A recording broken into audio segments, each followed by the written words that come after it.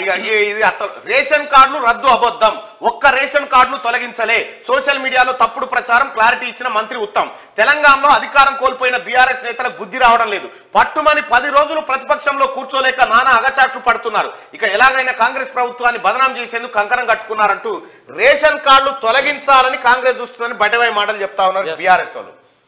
Congress party ration కార్డులు తీసేసే party కాదు, రేషన్ కార్డులు ఇచ్చే పార్టీ. కొత్త రేషన్ కార్డులు ఇస్తా ఉంది. ఇంకా నీ 9.5 ఏళ్లలో ఒక్క రేషన్ కార్డు ఇచ్చినవా ఏమనుకన్నా కేసీఆర్ చెప్పాలి? ఏమనుకన్నా ఇచ్చినవా? పైపెచ్చు ఏం కుట్ర చేసింది ఎరికేనా కేసీఆర్? మళ్ళా కేసీఆర్ అధికారంలోకి వస్తే ఆయన వేసిన ప్లాన్ ఏంటంటే అందరి తలసరి ఆదాయం 3.5 లక్షలు ఉంది కాబట్టి మీకు రేషన్ కార్డు అక్కర్లేదని రేషన్ కార్డు తీసేస్తుండే కేసీఆర్ వస్తే. అసలు వాస్తవమైనటువంటి ఆదాయాలు బయటకు వస్తే జనం తాన పైసలు లేవు. ఇది కాంగ్రెస్ పార్టీ గుర్తించింది.